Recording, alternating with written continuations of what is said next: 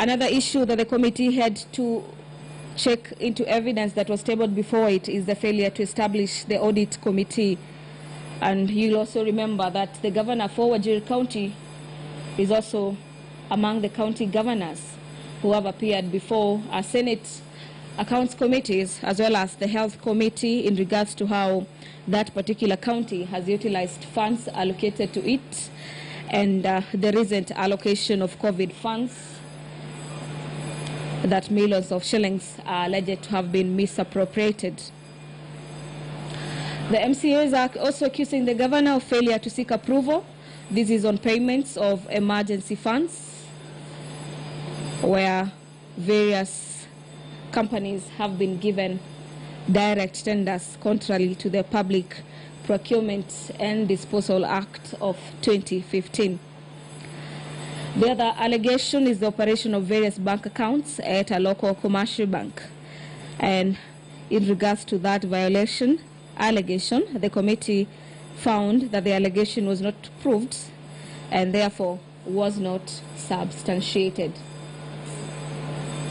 If you're just joining us, you're watching the live proceedings of the Senate, and the Senate has convened in a special sitting to consider the report of the 11 Senate member committee who are looking into the impeachment of the governor for Wajir County.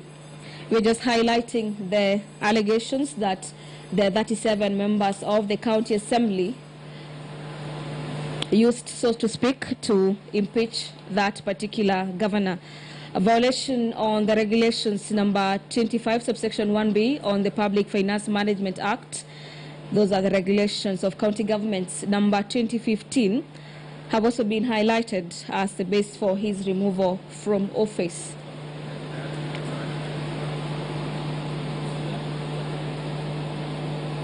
The other violations is in regards to the health rights for people of Wajir County.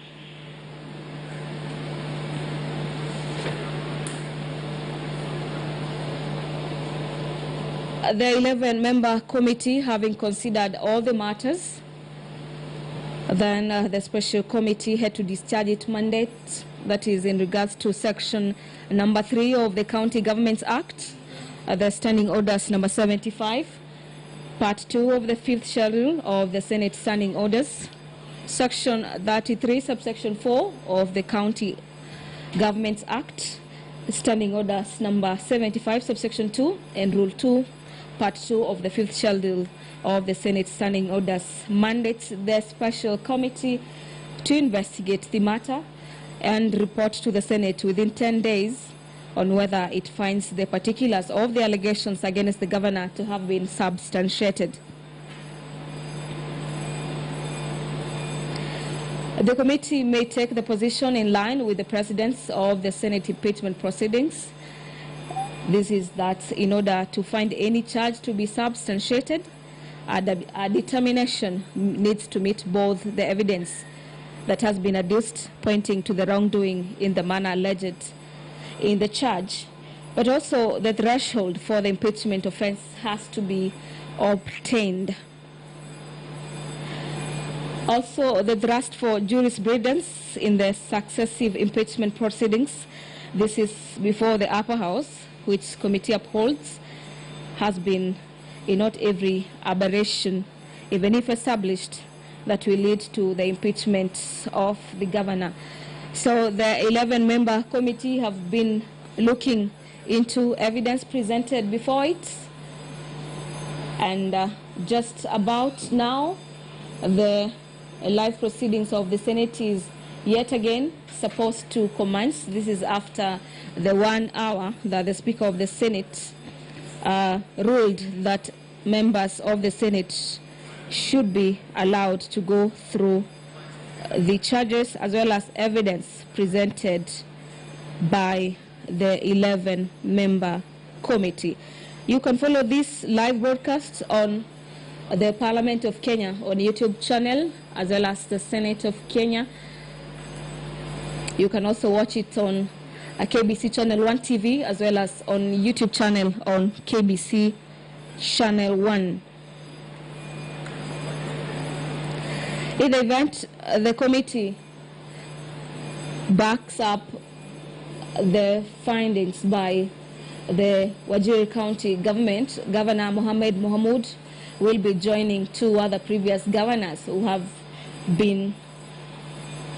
whose claims or allegations for removal of office have been substantiated by the governor. The governors include the governor for Nairobi County, that is former Governor Mike Sonko, as well as the former governor for Kiambu County, that is Governor Ferdinand Waititu. There are a couple of grounds for removal of office, and among them is the gross violation of the Constitution, matters to do with abuse of office, and matters to do with integrity. In the event that the report by the Senate committee finds the governor fit for removal, the governor will also be given some time to give a speech before the Senate. This is according to a ruling given by Speaker Ken Lusaka. But that notwithstanding, senators will not be allowed to speak into the matter in the event the committee says in its report that the governor was not impeached according to the provisions and the grounds for his removal. Previous governors who have escaped the impeachment motions. And of course, those are live pictures coming to you from the Senate of Kenya here in Nairobi, where the governor of Wajir, Mohamed Mohamud Abdi's fate is set to be sealed concerning his proposed impeachment by the members of County Assembly of the Wajir County government. Of course, his impeachment was heard last week right there in Senate, and then Senate Speaker Kenneth Lusaka convened a special sitting today to discuss that, having also a side committee that has been handling the evidence that was adduced by the MCAs and of course the lawyers who are proposing his impeachment. And so far, we are seeing that committee led by Senator Kongo Omogeni has finalized their findings, and it is almost final that the governor will be impeached. And if that is passed in the Senate, Wajir Governor Mohamud Abdi will be the third governor to be successfully impeached after Ferdinand Waititu of Kiambu and, of course, former Nairobi Governor Mike Sonko. We have just seen Kenneth Lusaka, that is Speaker for the Senate, just walk in right there. Of course, the session is about to start. But just to read you some of the charges that were leveled against him, and some of which the 11-member Senate committee has been able to file and find fault in his conduct in the county. The 11-member panel on Monday found the governor guilty of grossly violating the Constitution of Kenya, that is the County Government Public Procurement and Asset Disposal and Public Finance Management Act. The Speaker of Senate, Kenneth Lusaka, is now speaking. Let's listen to him. Special committee on the proposed removal from office by impeachment of the governor of Wajir County. As you may have noticed, the committee has found the allegations in charge number 2, namely abuse of office and gross misconduct against the governor of Wajir County, not to be substantiated.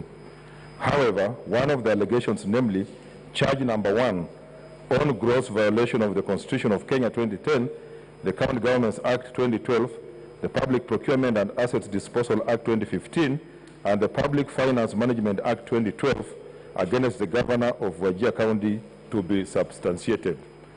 Consequently, Honorable Senators, the procedure to be followed in this case is that set out at Section 36B of the County Government Act and Standing Order number 75-4B, both of which provide as follows, and I quote: if the special committee reports that the particulars of an allegation against the governor have been substantiated, the Senate shall, after according the governor an opportunity to be heard, vote on the impeachment charges. Honorable Senators, that being the case, a supplementary order paper has been circulated the chairperson of the special committee will give notice of motion for the Senate to consider and vote on the charge. Debate will then ensue on the motion in the usual manner, and at the conclusion thereof, the Senate will proceed to vote on the impeachment charge after according the governor the opportunity to be heard.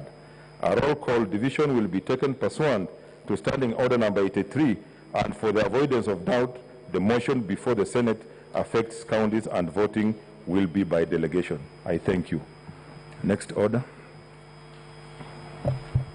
Order number 2, notice of motion. Yes, Chair.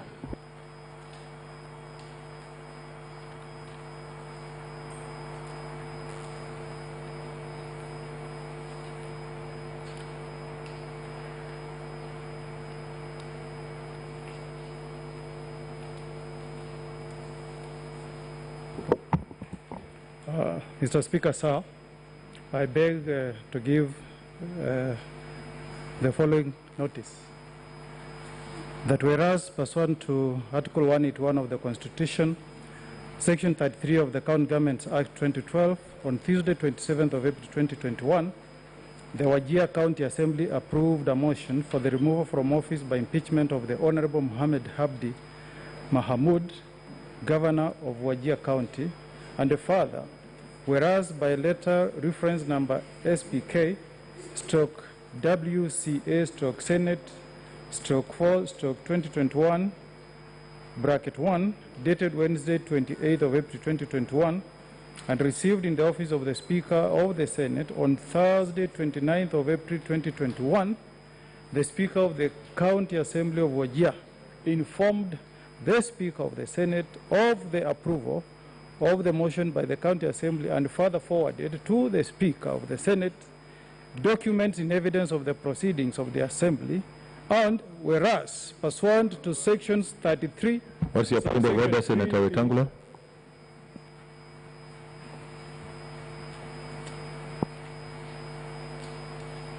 Do you notice that there is an echo coming on the acoustics, and it's distorting the sound, and we can't quite pick what the distinguished chairman is saying.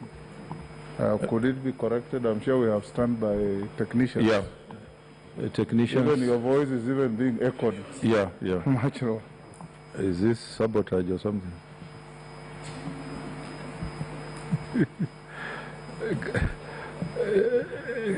Can those concerned check the sound system?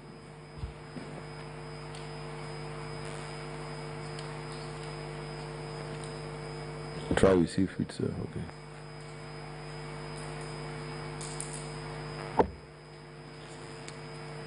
I'll proceed from where I stopped, Mr. Speaker, sir. And whereas pursuant to Section 33, subsection 4, whereas pursuant to Section 33, subsection 3B of the County Governments Act 2012 and Standing Order 75-1B of the Senate Standing Orders by resolution on Thursday, 6th of May 2021, appointed a special committee comprising 11 of its members to investigate the matter on the proposed removal from office by impeachment of the Governor of Wajir County and to report to the Senate within 10 days of its appointment on whether it finds the particulars of the allegations to have been substantiated, and whereas pursuant to Section 33, subsection 4 of the County Governments Act 2012 and Standing Order 75-2, the special committee has investigated the matter and tabled its report today, Monday, 17th May 2021, and whereas pursuant to Section 33, subsection 4 and Section 6, subsection B of the County Governments Act and Standing Order 75, subsection 4, subsection B, the special committee has found that the particulars of charge 2, namely abuse of office and gross misconduct against the Governor of Wajir, has not been substantiated, and whereas pursuant to Section 33, subsection 4 and Section B, Section 6, subsection B of the County Governments Act and the Standing Order number 75, subsection 4B, the Special Committee has found that one of the particulars of the charge, namely gross violation of the Constitution of Kenya 2010, the County Governments Act 2012, and the Public Procurement and Asset Disposal Act 2015, and the Public Finance Management Act 2012 against the Governor of Wajir has been substantiated. Now, therefore, pursuant to Section 33, subsection 6B of the County Governments Act and Standing Order 75-4B, the Senate, after according the Honorable Mohammed Habdi Mohamud, the Governor of Wajir County, an opportunity to be heard, resolves to impeach the Governor of Wajir County on the ground of gross violation of the Constitution of Kenya 2010, the County Governments Act 2012, the Public Procurement and Asset Disposal Act 2012, and the Public Finance Management Act 2012. I beg to move, Mr. Speaker. Next order. Order number 3, motion.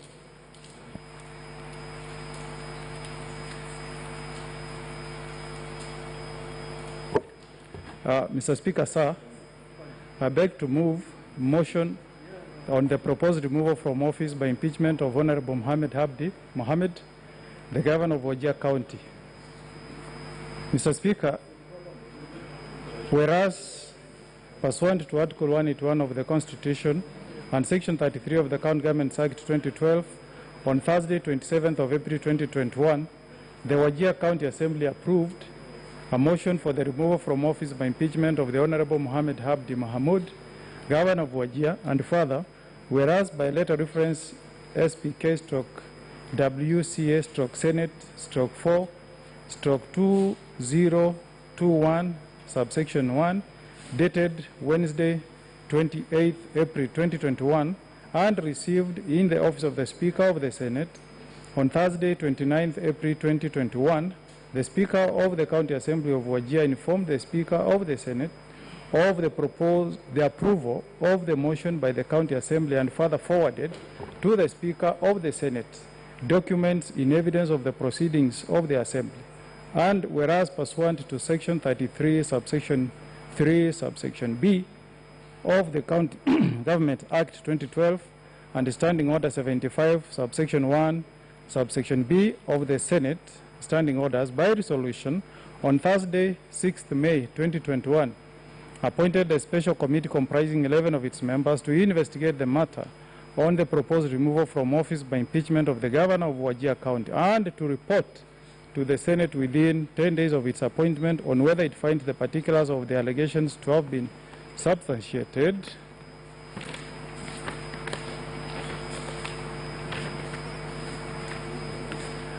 And whereas pursuant to Section 33, subsection 4 of the County Governments Act 2012 and Standing Order 75, subsection 2 of the Senate Standing Orders, the Special Committee has investigated the matter and tabled its report today, Monday, 17th, 2021, and whereas pursuant to Section 33, 4 and 6,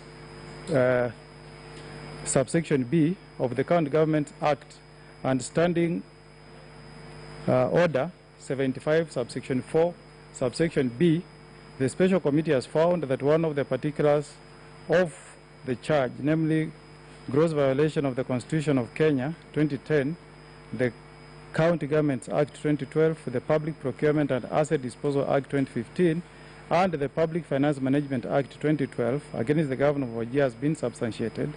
Now, therefore, pursuant to Section 33, subsection 6, subsection B of the County Government Act and Standing Order 75, subsection 4, subsection B, the Senate, after according the Honorable Mohammed Habdi Mohamud, the Governor of Wajir County, an opportunity to be heard, resolves to impeach the Governor of Wajir County on the ground of gross violation of the Constitution of Kenya 2010, the County Governments Act 2012, the Public Procurement and Asset Disposal Act 2015, and the Public Finance Management Act 2012.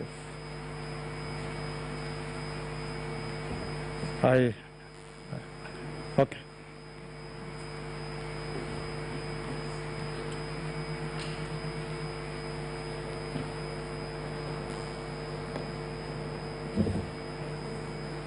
Thank you, Mr. Speaker.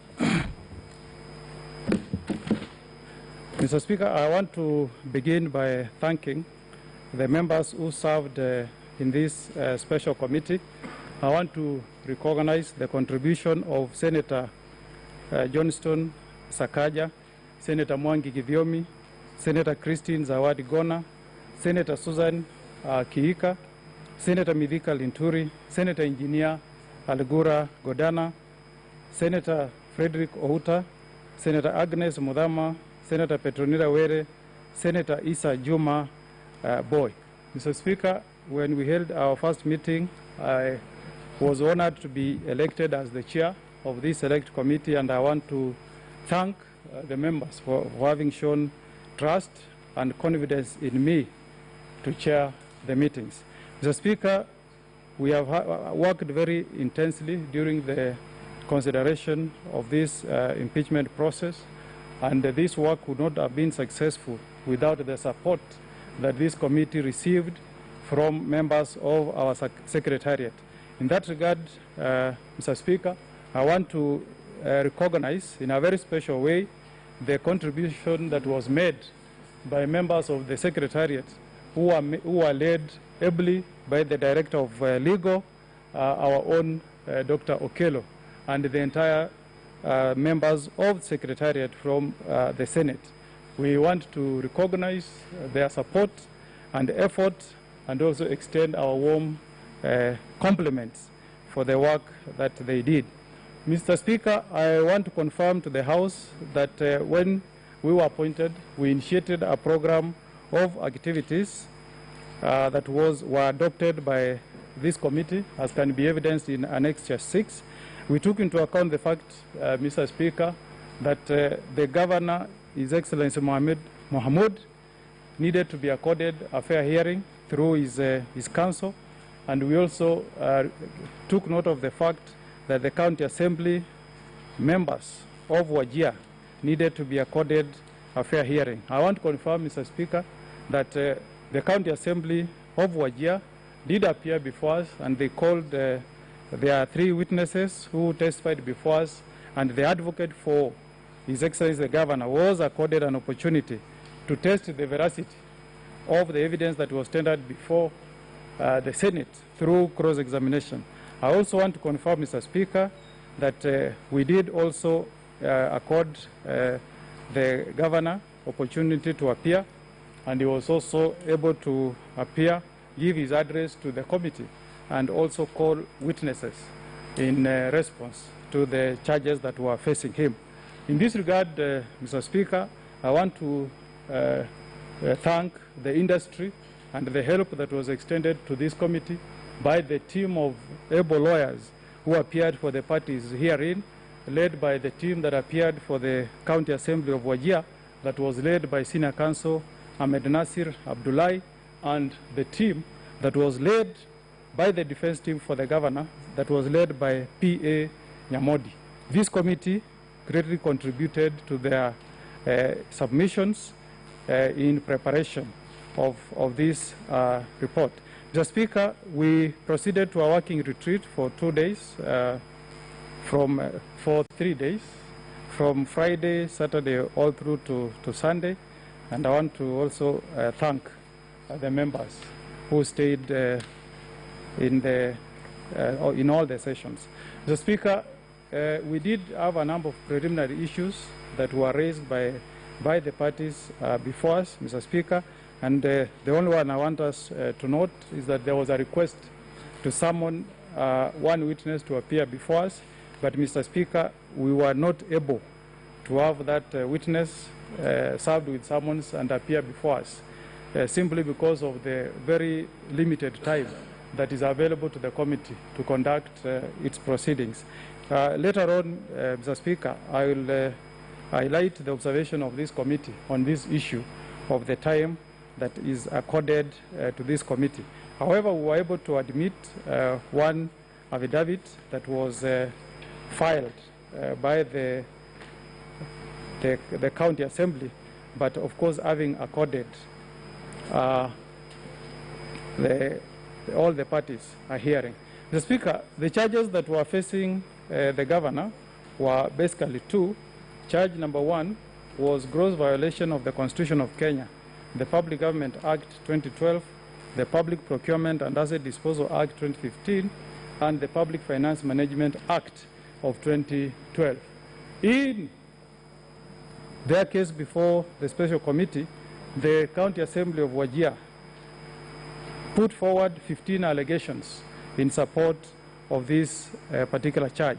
I may not go into the details of all the allegations and the observation of the committee, but in summary, Mr. Speaker, the particulars were that, one, there was failure to account for the financial resources allocated to the county. Allegation number two was lack of accountability in the management of county resources. Allegation number three in support of the charge was failure to draft medium-term strategy for the financial year 2020-2021. Allegation number four was violation of Article 176, Sub-Article 1 and 185 of the Constitution. Allegation 5 was failure to establish the County Budget and Economic Forum. Allegation number 6 was failure to deliver annual state of the county address to the county. Allegation number 7 was failure to submit annual report of the implementation status of county policies and plans. Allegation number 5 was failure to establish an audit committee. Allegation number 5 was failure to seek approval of payments out of emergency fund. Allegation number 10 was operation of several bank accounts at local commercial banks. Allegation number 11, Mr. Speaker, was violation of Regulation 25, subsection 1B of the Public Finance Management County Regulations 2015. Allegation 12 was on the public finance, was violation of Section 119, subsection 5 of the Public Finance Management Act 2012. Allegation number 13 on this particular count was violation of Article 201, sub-article A, D, E, Article 2265 and Article 2271 of the Constitution of Kenya 2010. Allegation number 14, Mr. Speaker, was violation of Article 227 of the Constitution of Kenya and the Public Procurement and Disposal Act 2015. And the last allegation on this particular county was on violation of the right to health of the people of Wajir County. The Speaker, the second charge was abuse of office / gross misconduct. On this particular allegation, Mr. Speaker, the charge number 1 was abuse of power and authority. The second allegation was violation of Article 73, sub-article 2B of the Constitution, and allegation number 3, Mr. Speaker, was violation of Section 59, subsection 1B of the County Governments Act. Mr. Speaker, we were able to go through all the allegations, and because of time, I will not go into very big details on all the allegations. It's safe to say that of all the 15 allegations in support of charge 1, the committee was not able to find that there was any substantiation against 13 allegations, and the same were dismissed.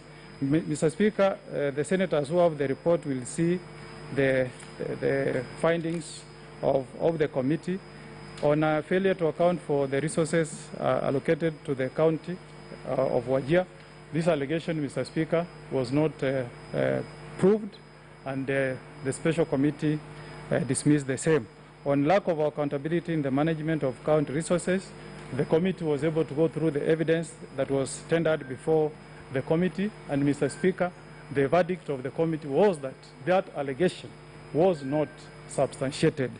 Mr. Speaker, on allegation of failure to draft the medium-term strategy for the financial year 2020-2021, the committee went through the evidence that was tendered before it by the County Assembly of Wajir, and the special committee returns a verdict that it finds the allegation not proved, and therefore it was not substantiated.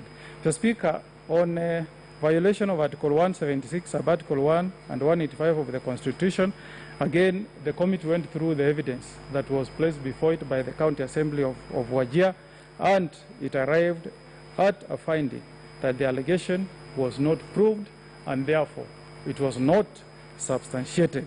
On allegation of failure to establish county budget and economic forum, the committee, Mr. Speaker, made an observation that the governor had taken steps towards establishing a county budget and economic forum, that these had been hampered by failure of attracting qualified candidates for those positions. It was therefore the finding of the committee that that particular allegation was not proved and substantiated, and it was therefore not upheld. On allegation number 6, failure to deliver annual State of the County address, the committee finds that from the evidence that was adduced, the County Government Act does not specify the State of County address that ought to be delivered and where it should be delivered. Mr. Speaker, this committee observed that this is an allegation that has featured in virtually all the impeachment proceedings that have appeared before the Senate, and it was noted, Mr. Speaker, that going forward there is need for the Senate to consider coming up with a legislation that will properly guide the implementation of that particular section of the law. Because, Mr. Speaker, when we went through past impeachment, especially the one of Waiguru, Mr. Speaker, it was noted that most governors who appear before the Senate have consistently taken the view that the law does not obligate them to appear before the County Assembly, and that the requirement of making an address to the county can happen even during public holidays. So we noted, Mr. Speaker, that there is a big gap in terms of what the law anticipates, and this committee recommends that the Senate should come with a legislation that will clearly address this issue.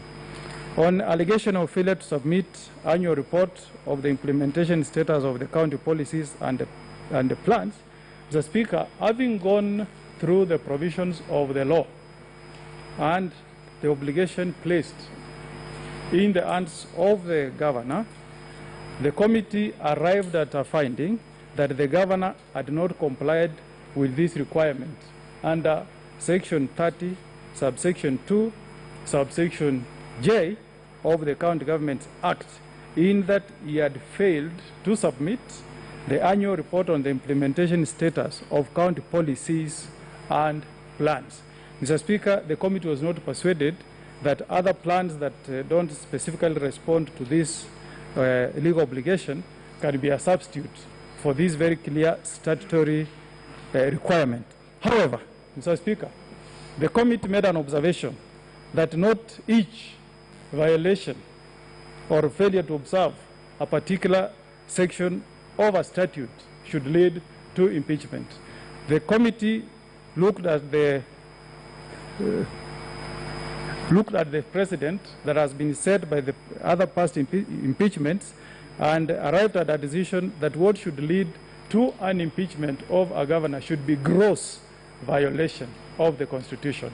And the committee was therefore of the view that though clearly the governor had not complied with the provisions of Section 30, Subsection 2J of the County Government Act, this violation, Mr. Speaker, per se does not meet the threshold for the impeachment of the governor.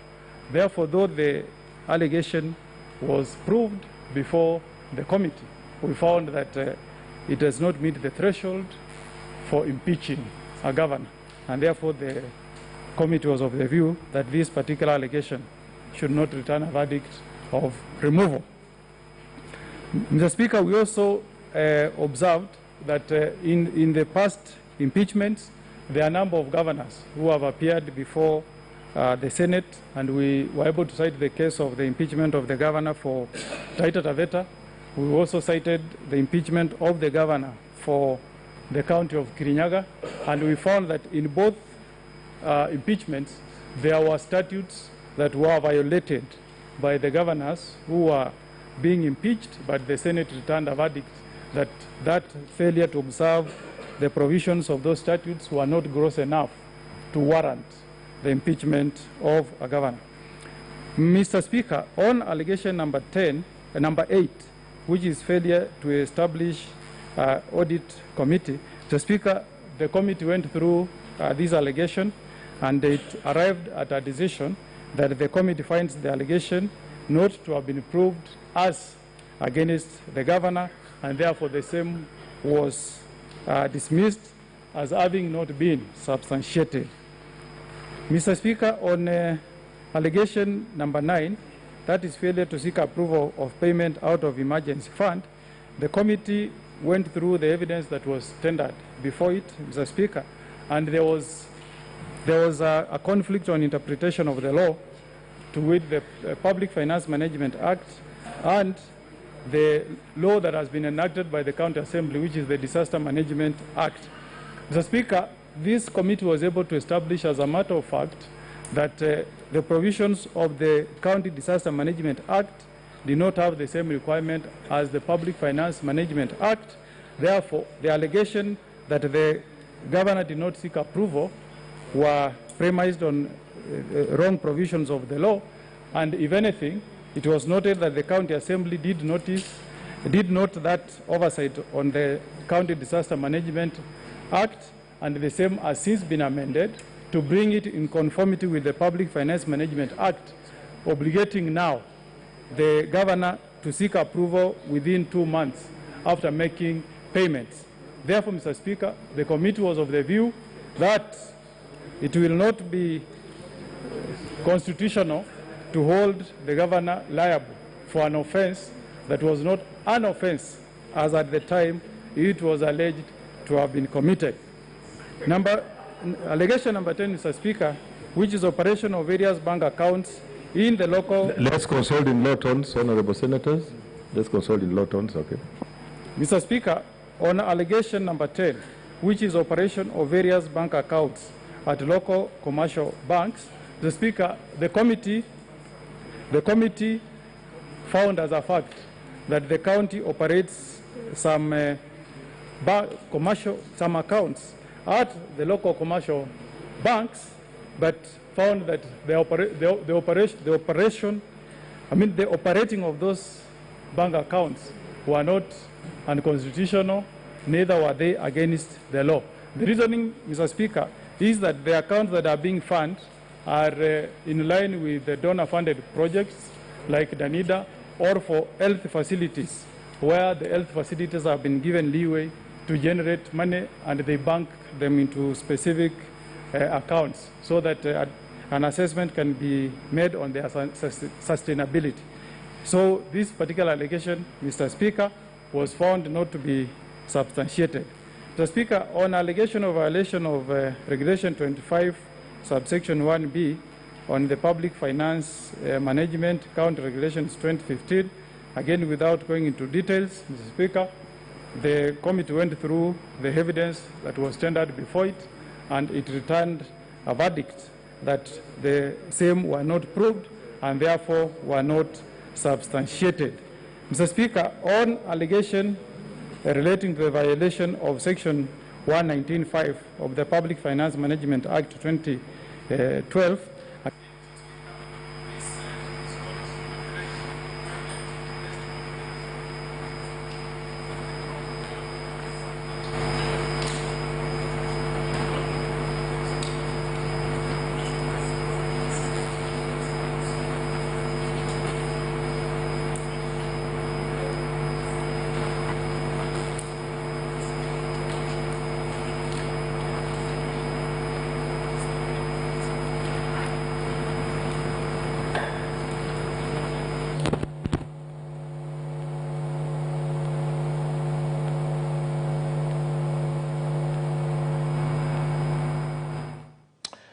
Na mtazamaji, hicho ni kikao maalum ambacho kinaendelea hivi sasa katika bunge la Seneti kuhusiana na hatma ya gavana Mahmoud ambaye ni gavana wa kaunti ya Wajir iwapo atapigiwa kura na maseneta baada ya kupendekezwa aondolewe katika nafasi hiyo na kamati maalum ambayo ilikuwa inaongozwa na seneta Okongo Omogeni.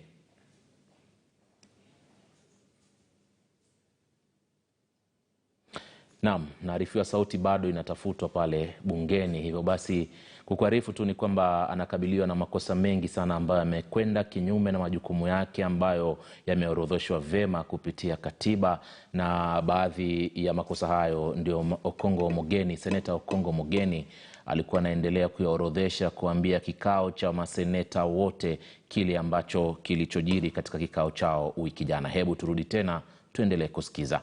I was making an observation that the committee went through the evidence that was tendered before it, and it returned a verdict that this particular violation was not proved. Mr. Speaker, on allegation number 13, which is violation of Articles 201A, D, and E, and Article 2265 and 2271 of the Constitution, Mr. Speaker, having gone through... Let's consult in low tones, please. Let's consult in low tones. Mr. Speaker, on allegation 13, the committee went through the evidence that was tendered before it.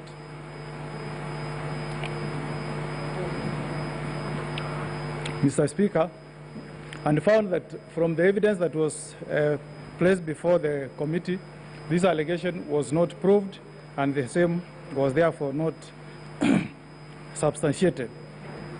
Mr. Speaker, on allegation 14, which is a violation of Article 227 of the Constitution and the Public Procurement and Asset Disposal Act, again, Mr. Speaker, the committee, having gone through the evidence that was placed before it, found that this allegation was not proved. Mr. Speaker, having found that the 14 allegations had not been proved, the committee made some observations, Mr. Speaker. The first observation, Mr. Speaker, is that there is need for the members of the County Assembly to be taken through some induction on how to effectively conduct impeachments before the County Assembly, Mr. Speaker. It was a view, Mr. Speaker, of the committee that a number of allegations that were leveled against the governor relate to a number of counting officers who should take personal responsibility, especially on issues dealing with public finance management and public procurement laws. But there is a general misconception, Mr. Speaker, that in every transgression happening in our counties, governors must be held to be vicariously liable. Mr. Speaker, the second observation this committee made is that there may be need, Mr. Speaker, to review the period of 10 days that is given to the Senate to receive the impeachment decision from the County Assembly, and for the committee to consider and conduct a trial and render a report to the House. This is because, Mr. Speaker, like in our case, we had a situation where we issued summons for a witness to appear before this special committee, but we only had 1 day within which to execute the summons and for the witness to appear before this committee, which was not possible. So we are making a very strong recommendation to the House, Mr. Speaker, that we need to review our Standing Order 75 so that, Mr. Speaker, there is adequate time given to the committees to conduct the impeachment hearings. And here, Mr. Speaker, the committee has proposed a period of 21 days. Another observation, Mr. Speaker, is that Standing Order 75 makes it obligatory that if the committee finds that the allegations have not been substantiated, then the hearing, that marks the end of the matter. Mr. Speaker, we felt that that standing order needs to be reviewed so that even where the committee makes a finding that a particular allegation has not been substantiated, then the House, as a Senate, should be given an opportunity to debate and make a vote on a matter. Mr. Speaker, before I go to the allegation 15 on count 1, I wish to make a few comments on count number 2. Mr. Speaker, count number 2 was abuse of office, stroke, gross misconduct. Mr. Speaker, this matter was fairly emotive. The allegation was that the governor had abused power and authority by delegating the management of the county affairs to the First Lady of the county of Wajir. But, Mr. Speaker, when we sought for evidence to be placed before us, Mr. Speaker, we were told that the First Lady of the county of Wajir. Sorry. Order, Senator. Let's consult in law. You know, they are reading the. You will be taking a vote based on, I guess, what is being read. So, what you are hearing. Speaker, when we sought for evidence from the members of County Assembly, Mr. Speaker, in support of this allegation, Mr. Speaker, we were given examples which caused a lot of excitement and also a lot of serious concern from the women senators that the MCAs attended a meeting at the residence of the governor where the First Lady was in attendance. Mr. Speaker, the question was, if the members of the County Assembly of Wajir elect to pay a courtesy call to the residence of the governor of Wajir, do they expect the First Lady to take leave of absence from our own house? Mr. Speaker, if anything, the committee was of the view that if MCAs visit the governor's residence, then the First Lady has a right to be there and serve food to the MCAs. Mr. Speaker, we also wanted to know whether this was the official residence or the private residence of the governor. And, Mr. Speaker, we were told that these meetings actually took place at the private residence of the governor. Therefore, in protection of the women folk of this country, including my own mother and my own spouse and my own daughters, Mr. Speaker, we found this allegation to be frivolous, not proved, and not substantiated, Mr. Speaker. The second particulars, Mr. Speaker, was that the governor again had met MCAs in a hotel in the presence of the First Lady. Mr. Speaker, here we sought to be given minutes to confirm whether these meetings were official or not. Again, Mr. Speaker, there were no minutes. Mr. Speaker, we sought for any photos in proof that these meetings took place in any hotel.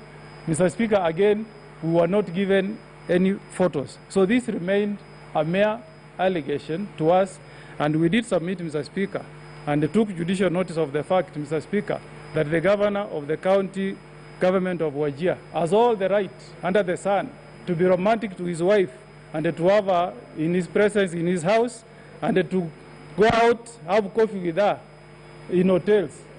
And if anybody wants this allegation to be proved in future, Mr. Speaker, this should happen within the realms of official functions, including where there are official meetings, Mr. Speaker. If it's in a hotel, Mr. Speaker, there should be minutes confirming that the First Lady of that particular county attended the meetings and that she actively participated in the proceedings, and also that she took a vote or guided the governor on making a decision. That was not proved.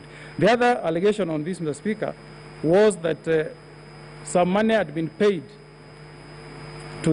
was banked by the First Lady to her personal accounts, and the two, Mr. Speaker, that a person who was named as Jamal, the one that was summoned to appear before us, did bank some money to the accounts, personal accounts of the First Lady of the county of Wajir.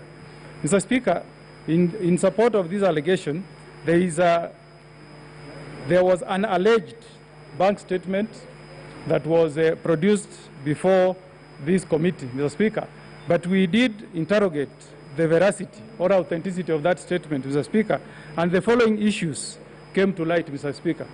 The person, Mr. Speaker, who appeared as witness before the Senate alleged that he got copies of those statements from the bank during the month of April this year, Mr. Speaker.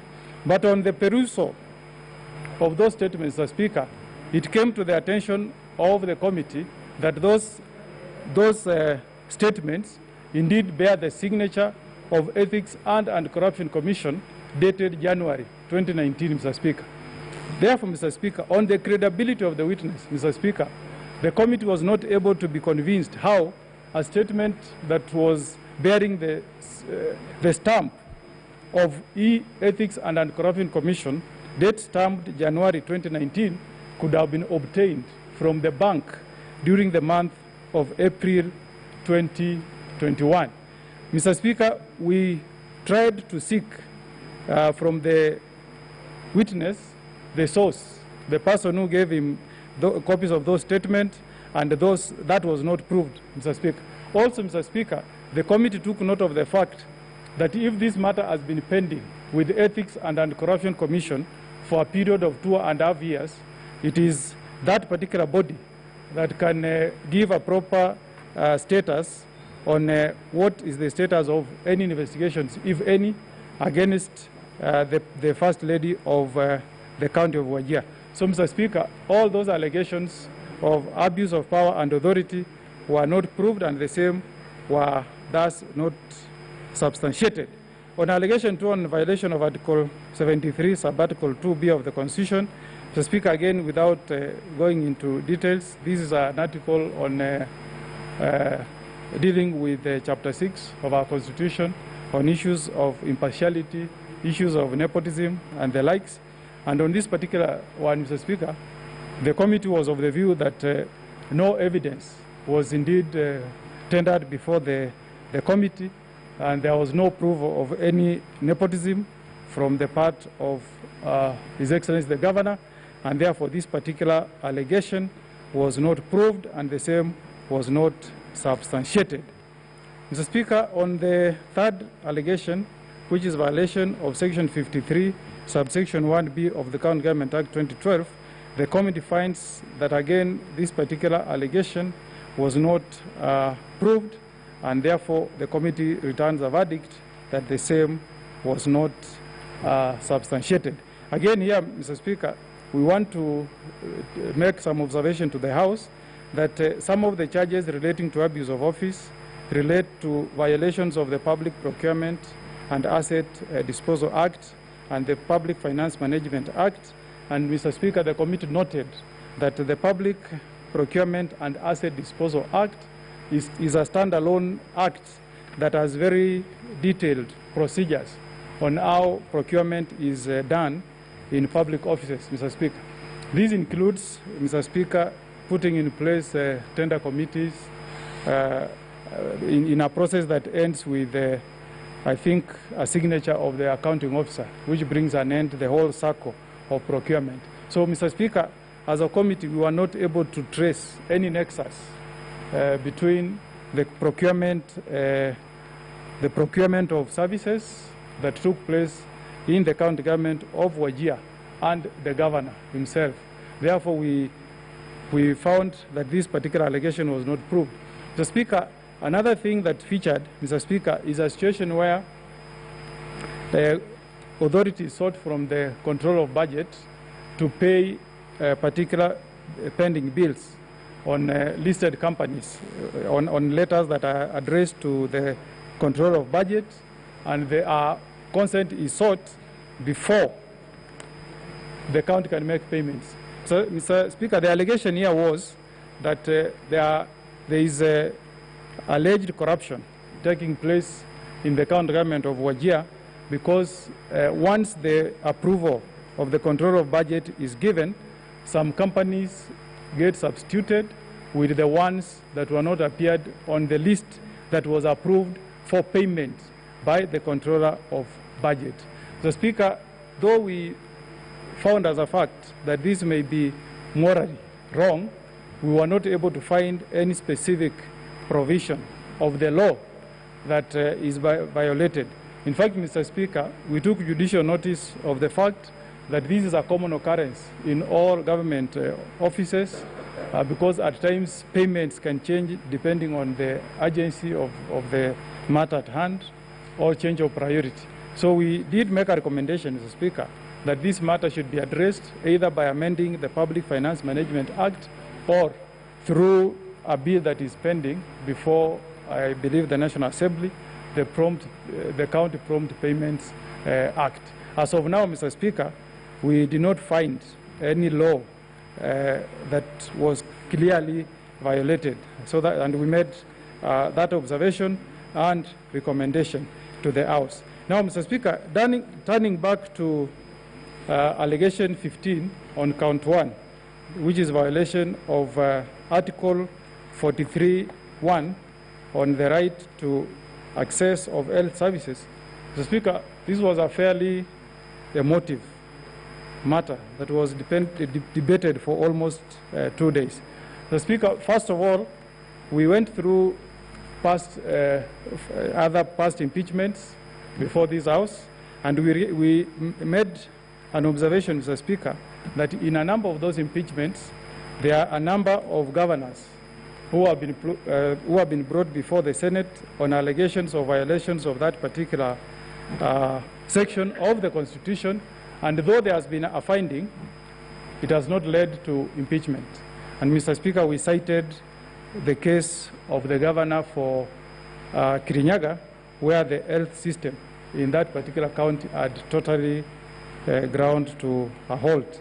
Mr. Speaker, we realized that this is a common problem affecting virtually all the counties, and we were trying to balance between the right that is guaranteed to Kenyans, that is to access quality health services, and also balancing that we should not reduce the threshold of impeaching governors too low, because it should be slightly on a balance above the balance of probability, but also slightly below, beyond reasonable doubt. So, Mr. Speaker, we felt that the committee should tread with caution on this particular matter. Mr. Speaker, there were 2 issues that were cited by the members of County Assembly in proof of this particular charge. The first one, Mr. Speaker, is that an ambulance that was owned by the county of Wajir did break down, and instead of the governor availing enough petrol so that it's able to render services to the citizens of Wajir, citizens were called upon to fuel this particular ambulance, and there was an allegation that they even bought tires for that ambulance. Mr. Speaker, I would not want lawyers to take me to task on this allegation. We took the word of members of the County Assembly who were not able to get clear particulars on this particular allegation, but the committee took of the view that health is very important and that there should be more demand of accountability from His Excellency the Governor. In response, Mr. Speaker, to this, His Excellency the Governor put a very spirited defense before the Senate. Mr. Speaker, the executive submitted before the committee that they had made great strides on the improvement of the health status of the county of Wajir, and they said that in total they had 14 ambulances. They also told the committee that Wajir is a vast county, so incidences of breakdown of ambulances is anticipated, but by and large they said that in support of the allegation that the health situation is not that bad, they had employed 50 qualified doctors, of which 25 of them have been sent abroad for further studies, and that they have been bonded to come back work for the county on their return.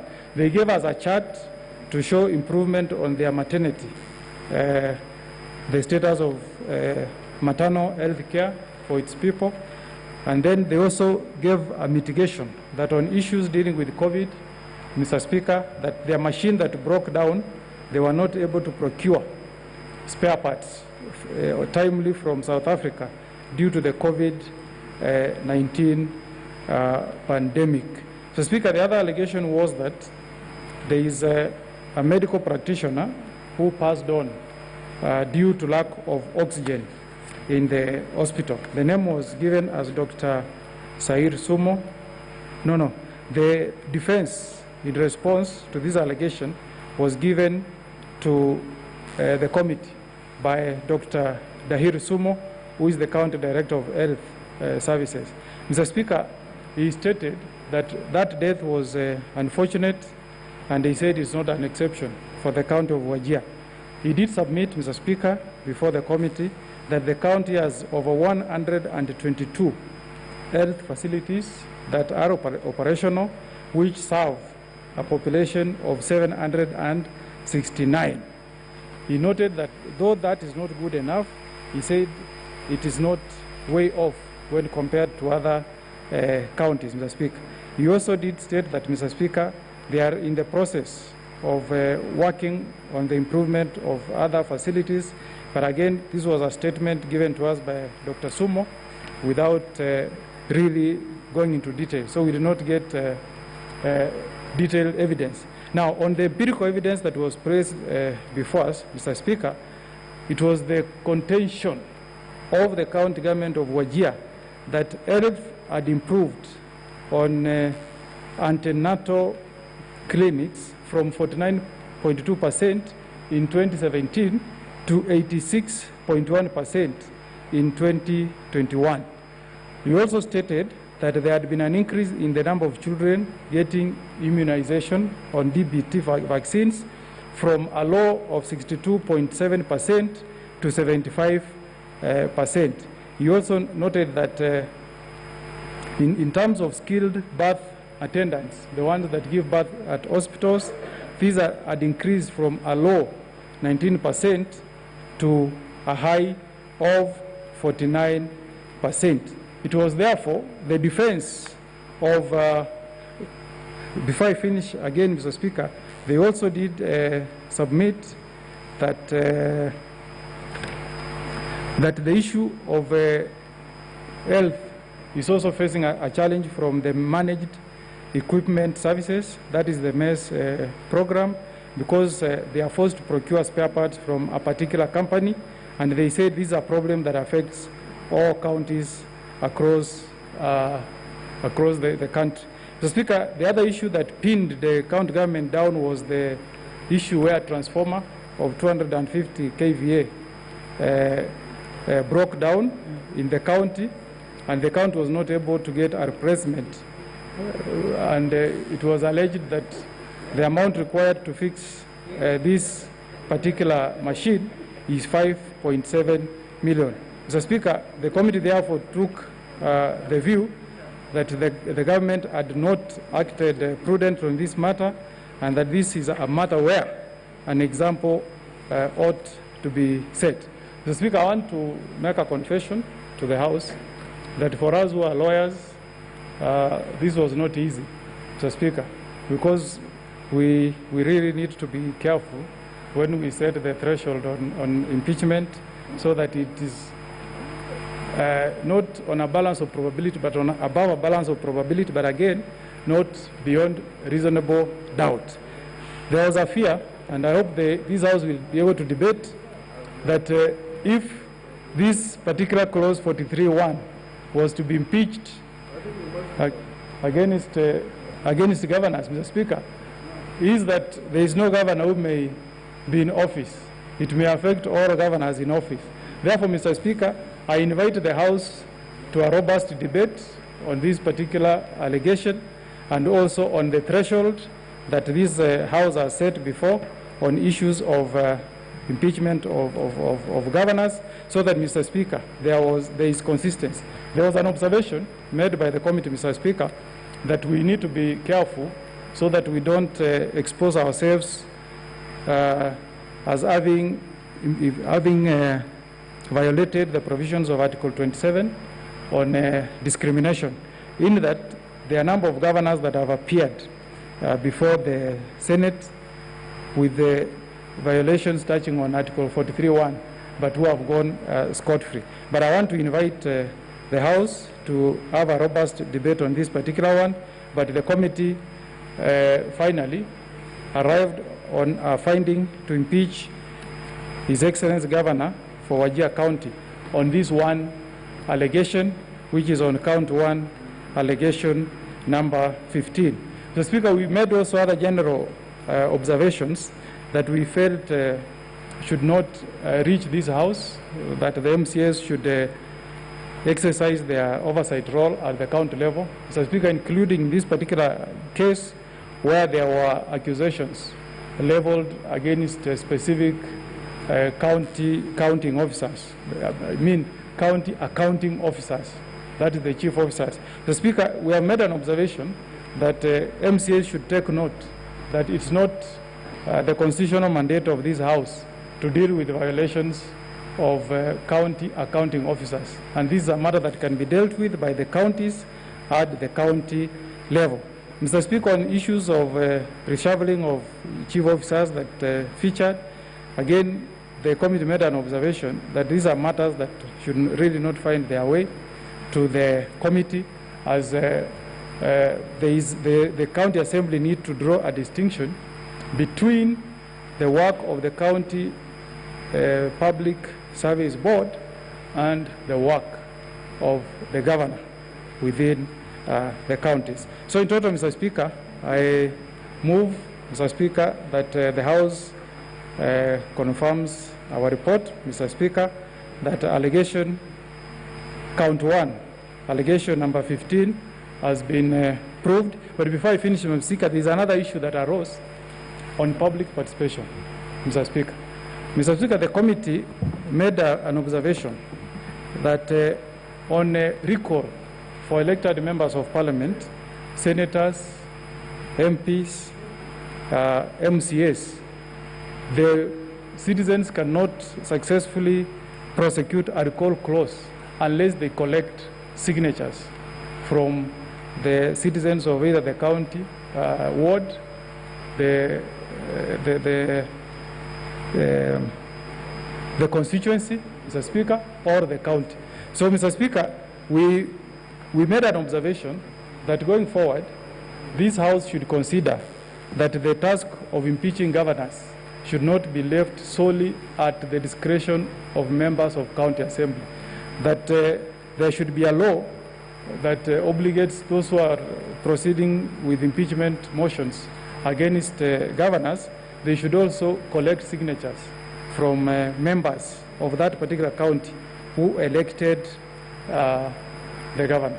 So with those remarks, I want to ask my good friend, Senator for Marsabit, Senator Adugura, to second. I thank you, Mr. Speaker.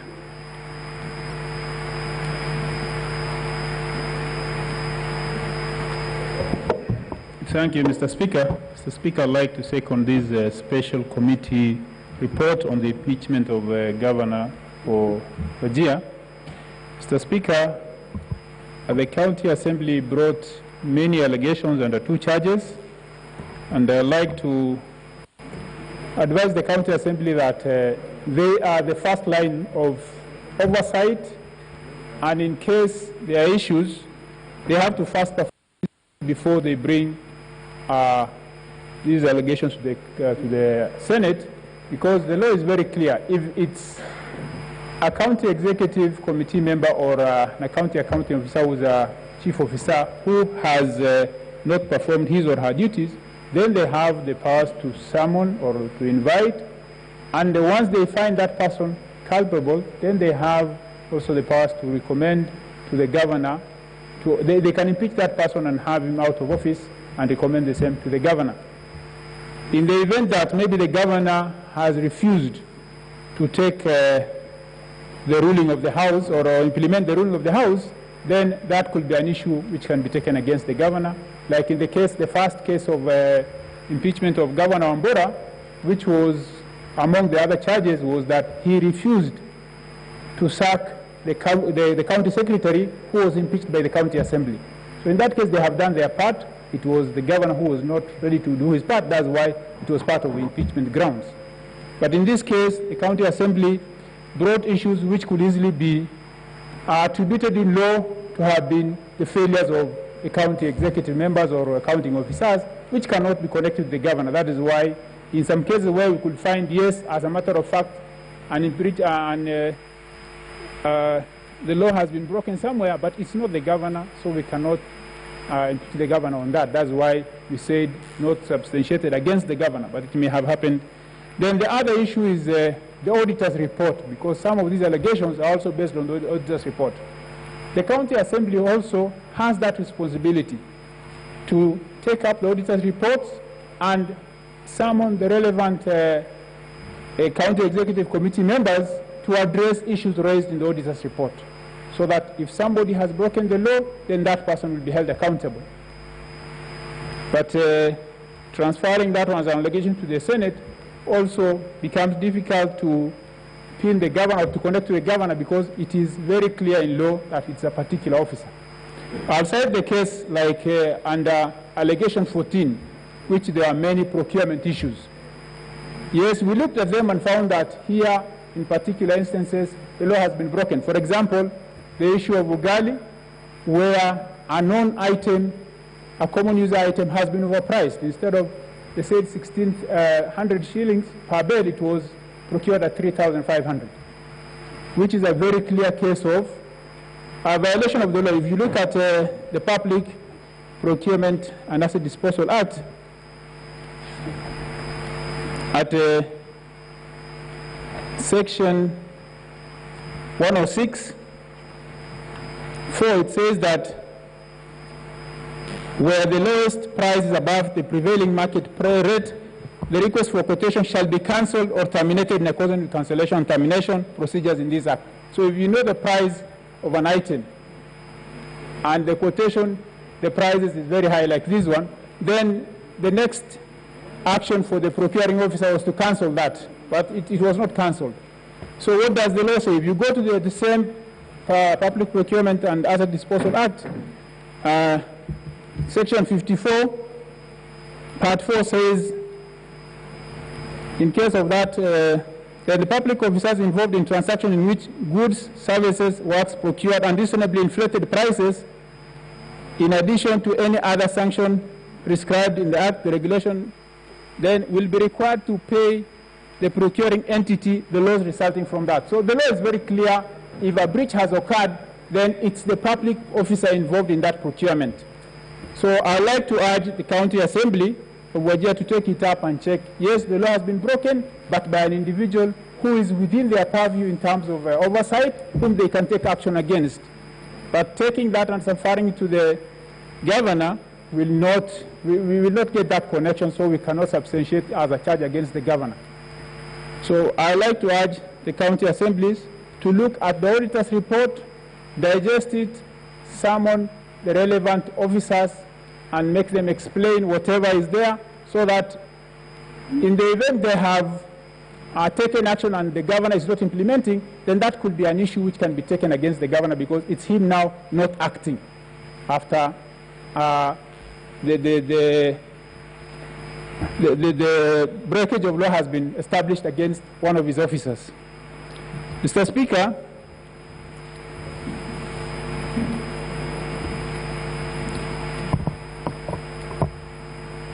so in those cases, the committee advised that the county assembly takes it up with the relevant public officers under them, so that they can remedy those breakage of law at that level instead of holding it against the governor. Mr. Speaker,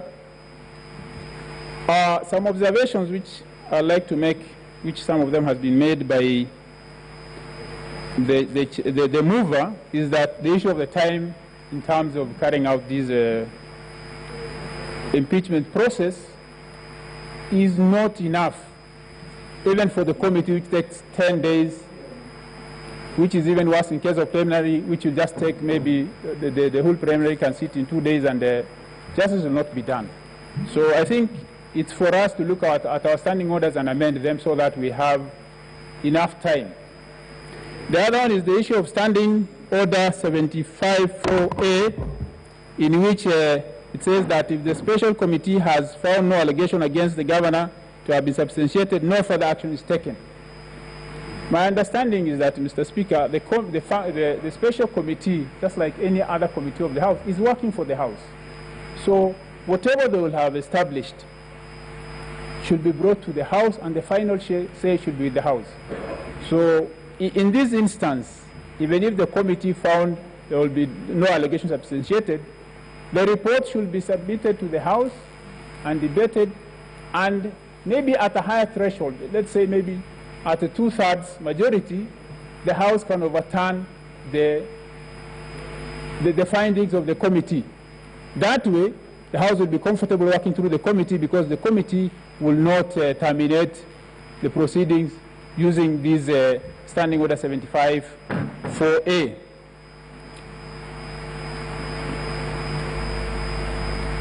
Mr. Speaker, there are issues which, like in the charge of abuse of office, very emotive issues have been raised, but unfortunately, or fortunately as a Senate, we'll have to ask for facts before we can make any conclusion.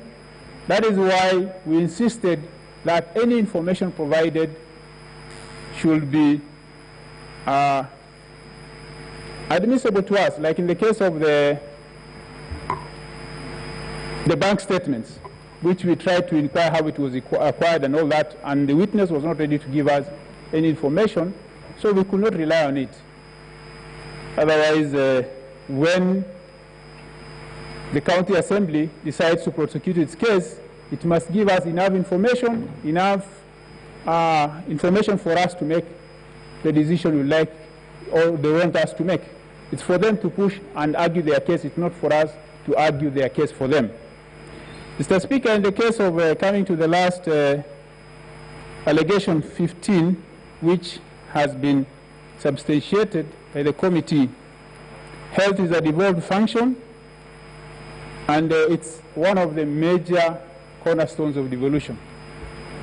So when the health system in a county is going down, and that county gives more than 20% of its budget to health, and you're hearing strikes by county employees, then you are told main equipments in the main hospital are not working, and especially in this COVID period, you are told a budget of 194 million was given to the governor to take care of this COVID period, and among the things you expect is the oxygen plant to be working, you expect all the other equipment to be working, then you are told somebody, a health employee, passed on because there was no oxygen, the oxygen plant is not working. Then you ask, what is the problem? There is power problem.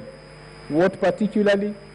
A gadget of 5.8 million was required to connect power to have the 1,000 kVA generator to be connected to power all the equipment in the hospital, and we are told that was what's missing. Then you ask yourself, what happened to 194 million so that it could not procure a 5.8 million gadget, which is a matter of life and death for the people of Wajir. So based on that, we found that is a very serious issue, and there is no way we would have said that that is not gross. Otherwise, what will you be doing as a governor if your people are dying and you could not fix that kind of an equipment?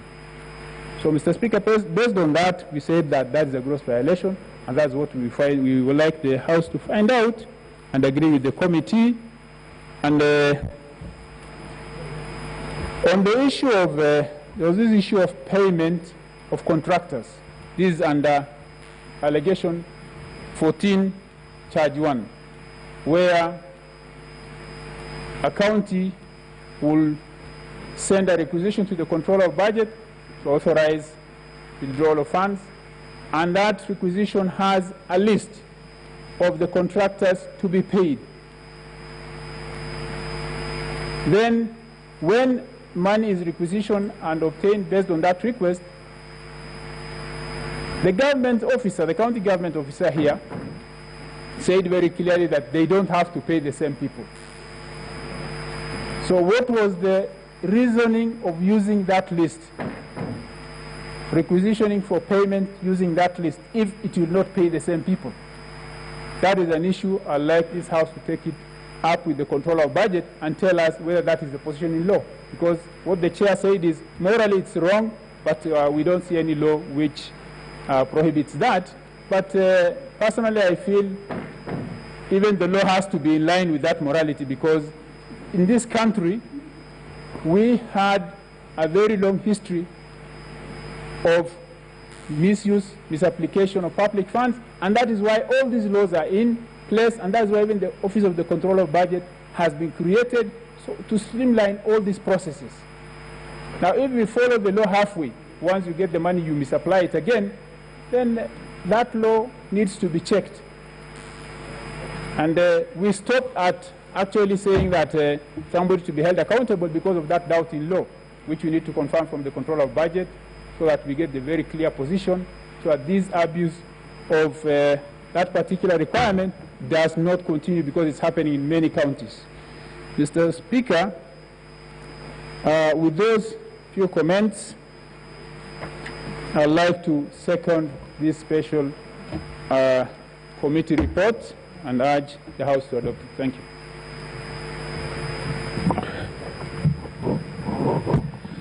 Honorable Senators, I now propose the question, which is that whereas pursuant to Article 181 of the Constitution and Section 33 of the County Government Act 2012, on Tuesday, 27th April 2021, the Wajir County Assembly approved a motion for the removal from office by impeachment of the Honorable Mohammed Abdi Mohamud, Governor of Wajir County. And further, whereas by letter reference number SPK/WCA/Senate/4/2021-1, dated Wednesday, 28th April 2021, and received in the office of the Speaker of the Senate on Thursday, 29th April 2021, the Speaker of the County Assembly of Wajir informed the Speaker of the Senate of the approval of the motion by County Assembly, and further forwarded to the Speaker of the Senate documents in evidence of the proceedings of the Assembly. And whereas pursuant to Section 3B of the County Government Act 2012 and Standing Order number 75-1B, the Senate by resolution on Thursday, 6th May 2021, appointed a special committee comprising 11 of its members to investigate the matter on the proposed removal from office by impeachment of the Governor of Wajir County, and to report to the Senate within 10 days of the appointment on whether it finds the particulars of the allegations to have been substantiated. And whereas pursuant to Section 33(4) of the County Government Act 2012 and Standing Order number 75-2, the special committee has investigated the matter and tabled its report today, Monday, 17th May 2021. And whereas pursuant to Section 33(4) and 6B of the County Government Act and Standing Order number 75-4B, the special committee has found that the particulars of Charge 2, namely abuse of office and gross misconduct against the Governor of Wajir County, has not been substantiated. And whereas pursuant to Section 33(4) and 6B of the County Government Act and Standing Order number 75-4B, the special committee has found that one of the particulars of Charge 1, namely gross violation of the Constitution of Kenya 2010, the County Government Act 2012, the Public Procurement and Assets Disposal Act 2015, and the Public Finance Management Act 2012 against the Governor of Wajir County has been substantiated. Now, therefore, pursuant to Section 33, 6B of the County Government Act and Standing Order number 75-4B, the Senate, after according the Honorable Mohammed Abdi Mohamud, the Governor of Wajir, an opportunity to be heard, resolves to impeach the Governor of Wajir County on the ground of gross violation of the Constitution of Kenya 2010, the County Government Act 2012, the Public Procurement and Asset Disposal Act 2015, and the Public Finance Management Act 2012. Senator Kajwang Moses. Mr. Speaker, I'm rising on a point of order. Our duty today was to receive the report of the special committee, which is before us, which is a remarkable report that was signed over well. It was signed by all the members of the committee. Our other duty today was to listen to the governor in his defense. The other duty was to consider all the facts before us and finally to take a vote. I just needed your guidance whether this is a time where we are calling the governor so that we don't have to debate before we have listened to the governor. Thank you, Mr. Speaker.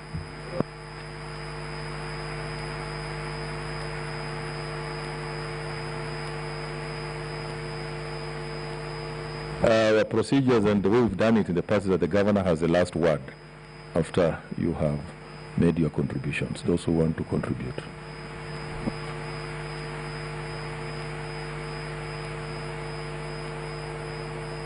What's your point of order, Senator?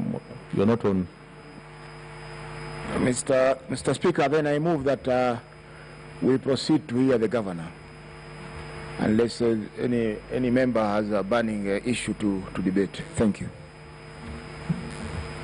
I can see Senator.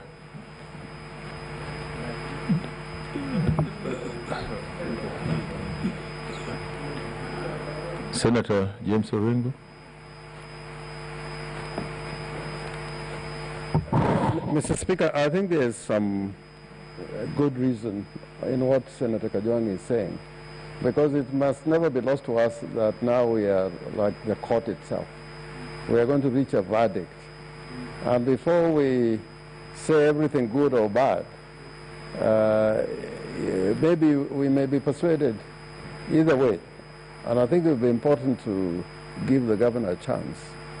And then we will now be contributing to the motion on the basis of what we have heard from him, as against us talking, and then eventually the governor speaks, and we cannot come back and again comment on what he has said. So I know that the procedure may be there from the past, but I don't think it's well articulated in the standing orders that the governor is the last person to speak. But even if he was the last person to speak, I think the rules of natural justice would apply, because we are not accusers. We are not accusers. We are not accusing the governor. We are hearing the case of the governor and then making the decision. We have heard the committee and its finding, and maybe the governor may have a comment on that report, and then we can debate the motion on the basis of what we have heard from the governor. Senator Chilayako. Oh, thank you, Mr. Speaker. Mr. Speaker, this is a matter that this House rightly asks you to apply your discretion and depart from the precedents. It's not proper for us to give our opinion, to give our positions before hearing any additional facts that the governor may have. Again, it flies on the face of Fair Administrative Actions Act when we comment before hearing the full story. So, Mr. Speaker, just like Senator Kajwang and Senator Orengo, I implore you, plead with you, to depart from the tradition or convention and have us hear the governor, so that we can contribute from the position of knowledge and from the position of facts. Thank you, Mr. Speaker. Senator Wamatangi.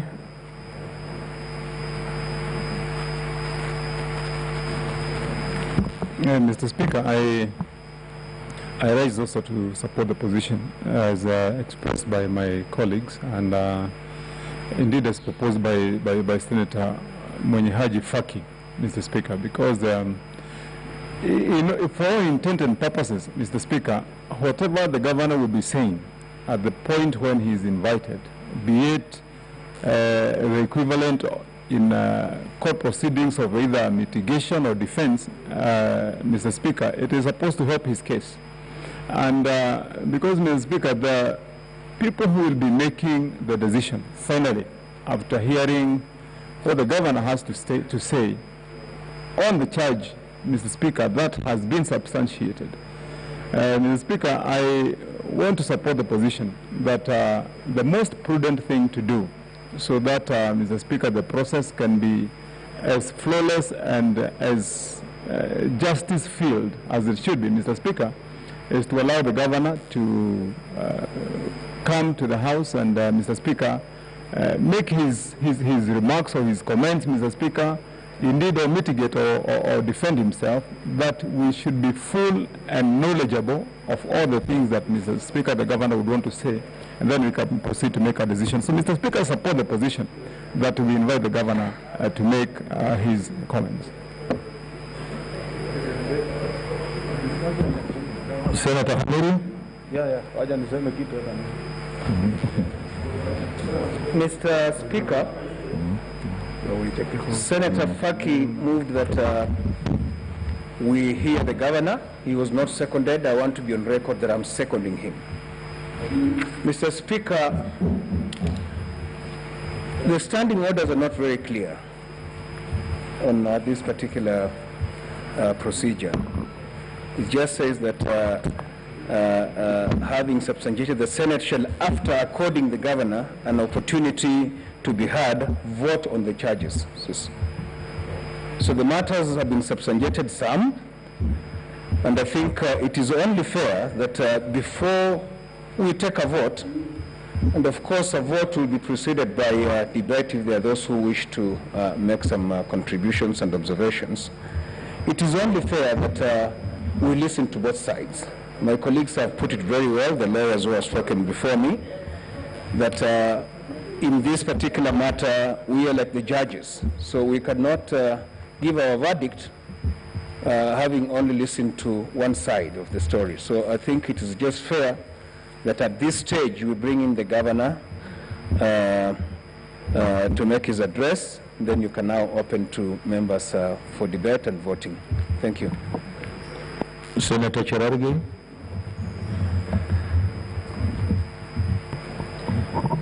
Thank you, Mr. Speaker. Maybe to add on that, and before we decide, because we have a committee report already that has been tabled, number one.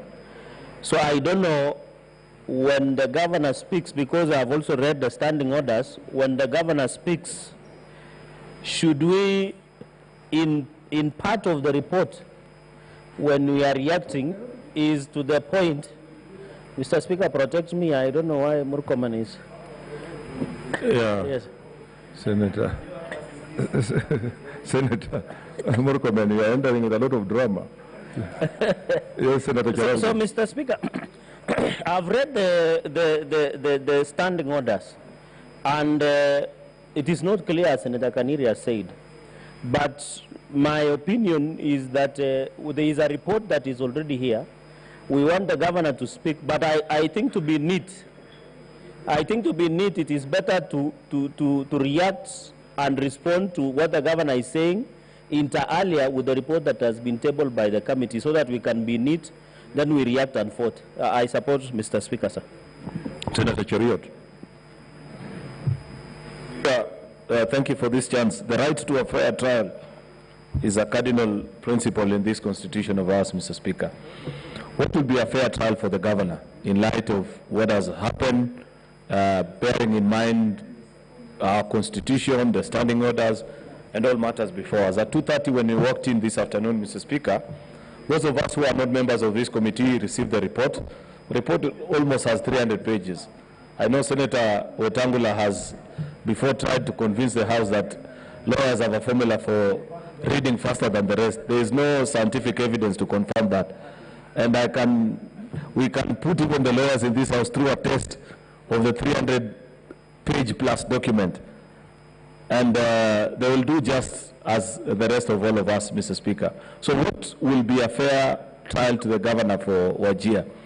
I think I want to agree with the proposal by Senator Mohamed Faki, as seconded by Senator George Aniri, that in addition to reading through the report, Mr. Speaker, giving the governor a chance to make his case before us, especially at this point where he knows the verdict that the committee have arrived at and the conclusions that they made, will be a good place to start the debate leading to our decision making as a Senate, because, Mr. Speaker, what will happen is that he will explain himself, and as such, as seated as a jury, we will listen to his rebuttal to what the report accuses him of.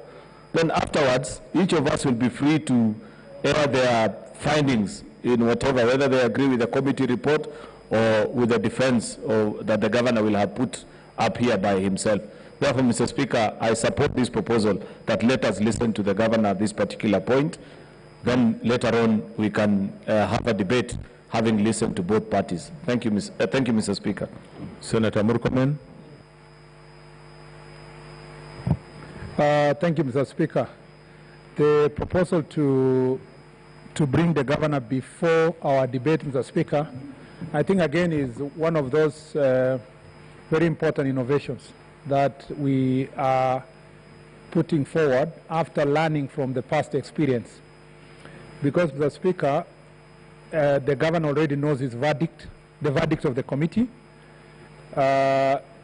Coming before us is like an appeal. So it's better he makes his case first, Mr. Speaker, before now we can sit and converse and make a determination.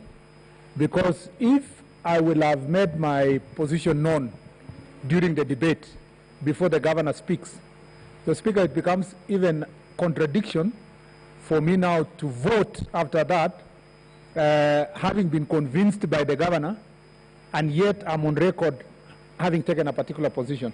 So whereas this is the first time we're going to do this, I think, Mr. Speaker, it's a better way to do it. Governor speaks first, then we have an opportunity now to consider what would be, in my opinion, part of his appeal, and then apply the same to our debate and the vote. So I think that will be, this has been unique in this governor's trial from the time we started with the committee, the process with which we identify the committee members. And I don't think, with your permission, Mr. Speaker, this would be a better way of doing it. Thank you, Mr. Speaker. Senator Wetangula.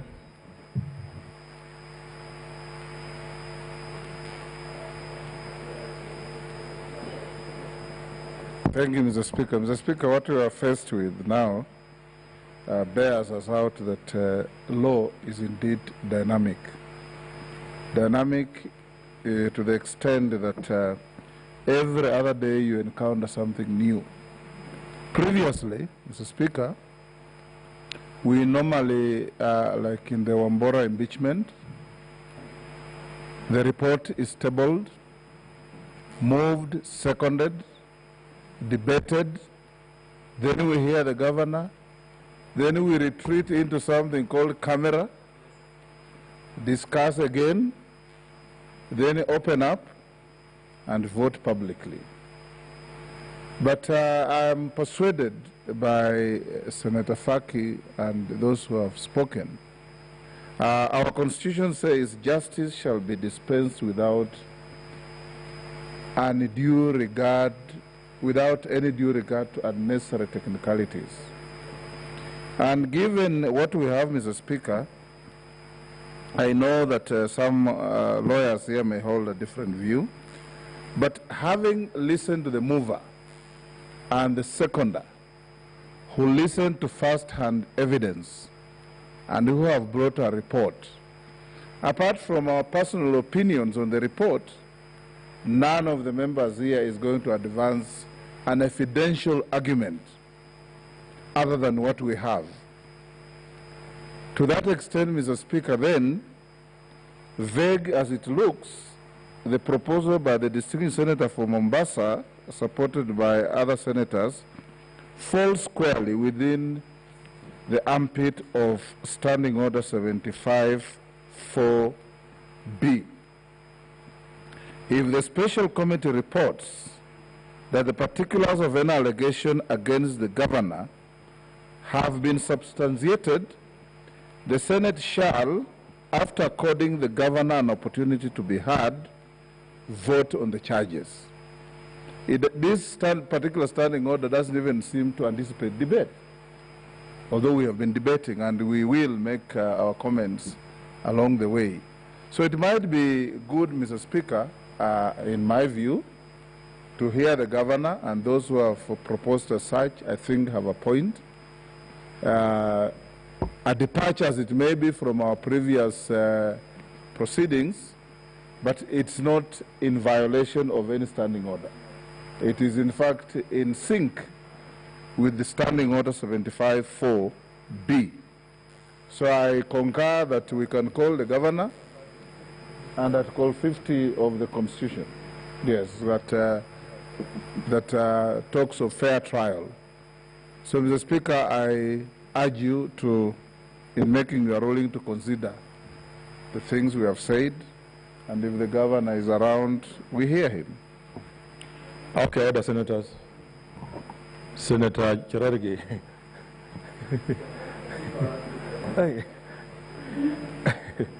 Okay, Honorable, you are all over the House.